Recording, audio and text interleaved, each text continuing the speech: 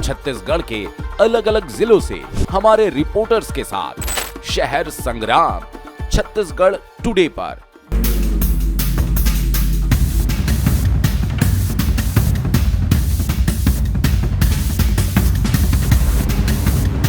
इस चुनाव को किस तरह से देखते हैं? कि राजनीति में जुड़ेंगे तो राजनीति स्वच्छ होगी। क्या सोच कर आया था और कब से?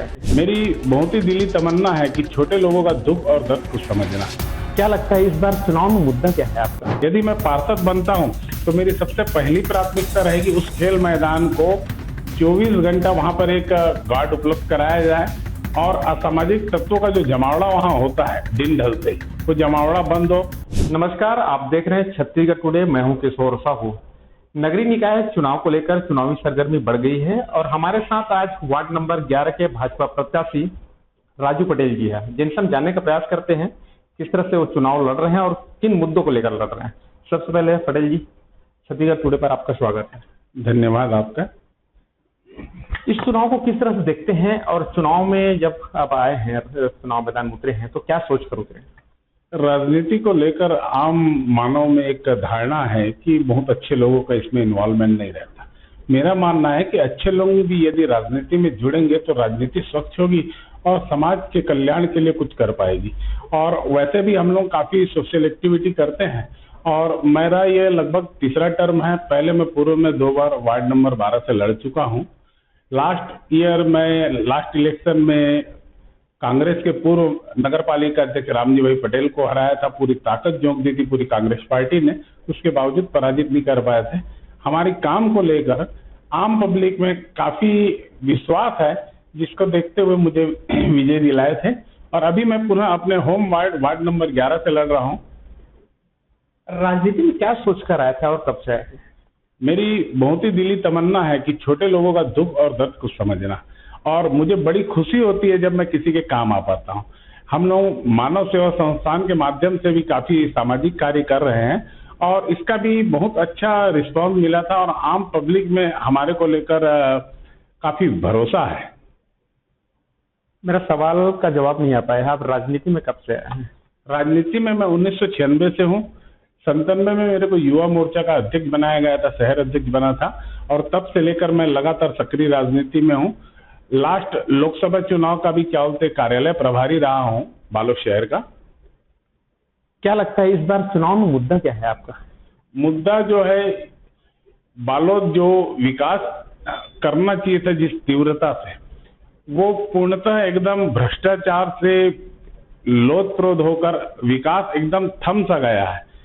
आम पब्लिक ने जैसा उनको मेजॉरिटी दी थी और जो विकास होना था बालोद शहर का जिला मुख्यालय होने के हिसाब से, यहाँ नालियों की दुर्दशा है, सड़कों का भी हाल बेहाल है और कोई भी ऐसा कार्य नहीं है कांग्रेस को बताने लिए कि 10 वर्ष में कोई भी महत्वपूर्ण कार्य कराया। छोटा से छोटे कार्य के लिए भी यहाँ की पब्लिक हाहाकार मचा हुआ है। पानी को लेकर भी पहले पूर्व में भारतीय जनता पार्टी के कार्यकाल में 3 टाइम पानी दिया जाता था शहरवासियों को, अभी यहाँ 1 टाइम का भी ठिकाना नहीं है। जैसे कि आप 2 बार पंचवर्षीय तो जीत चुके, पार्षद बन चुके हैं, ये आपका तीसरा टर्म है।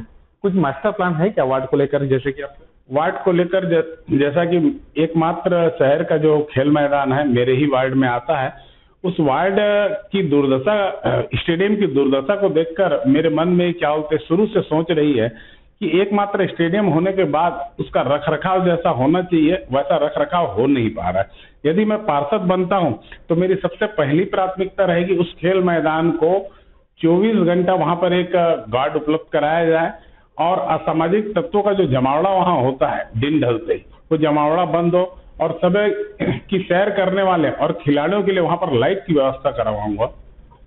बरसात के दिनों में अक्सर हम देखें कि पेयजल की निस्तारी की बहुत ज्यादा समस्या रहती है, इस पर आपका क्या कहना है?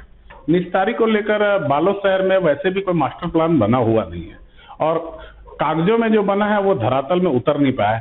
हम आपको पूरा यकीन दिलाते हैं यदि नगरीय निकाय में यदि जनता हमारे पर भरोसा जताएगी और निश्चित ही इस टाइम ऐसा माहौल बना हुआ जताएगी और जैसे ही हमारा अध्यक्ष काबिज होगा सारे शहरवासियों के साथ मिलकर एक मास्टर प्लान तैयार किया जाएगा और जो निकासी की जो समस्या है पूरे शहर भर में वो बहुत हद तक सुलझा ली जाएगी।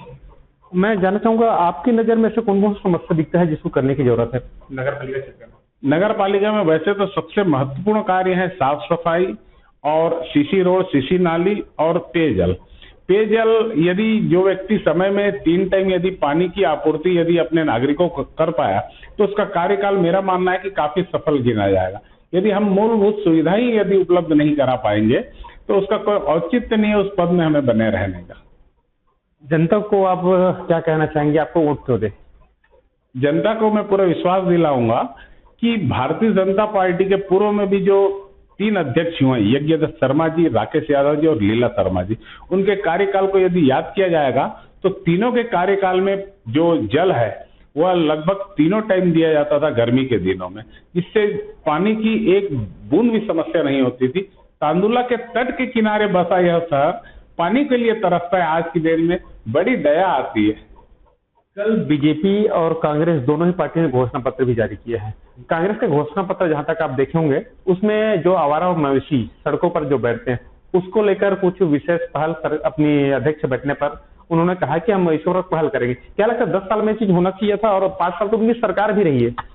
नहीं, पूर्व में भी इससे पहले कांग्रेस के अध्यक्ष के द्वारा घोषणा किया गया था कि सड़क में आवारा मवेशी नहीं दिखेंगे।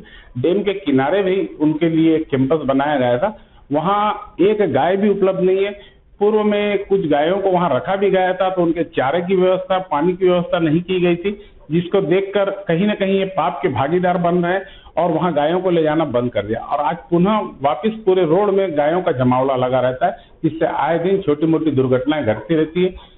गाय माता को भी नुकसान होता है और आम मानस को भी नुकसान होता है। तो इस पर किस तरह की पहल करने की जरूरत है?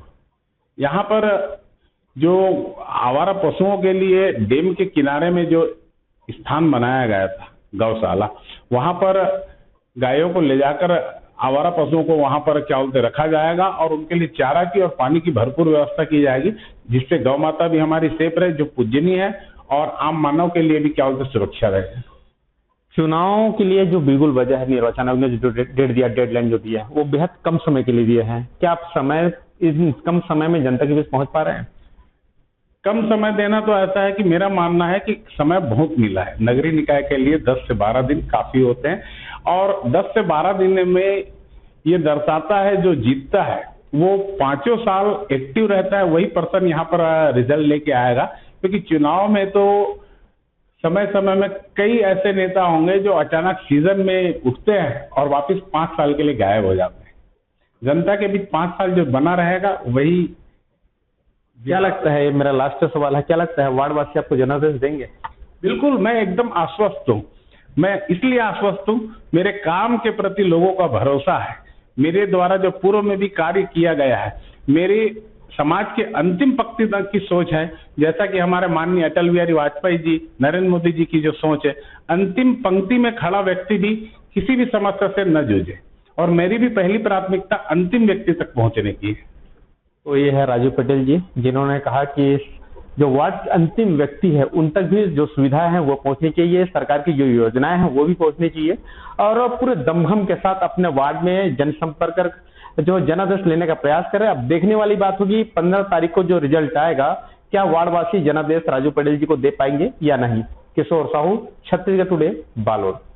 नगरीय निकाय एवं पंचायती राज चुनाव पर बड़ी बहस, हो जाइए तैयार। छत्तीसगढ़ टुडे आ रहा है आपके द्वार। होंगी नेताजी के विकास के वादे और धरातल की बात। 5 वर्षों में कितने वादे पूरे और कितने हैं अधूरे।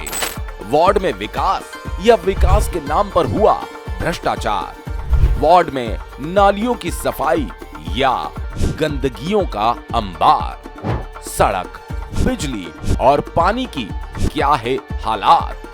जनता मांगे हिसाब, नेताजी का जवाब। छत्तीसगढ़ के अलग अलग जिलों से हमारे रिपोर्टर्स के साथ शहर संग्राम, छत्तीसगढ़ टुडे पर।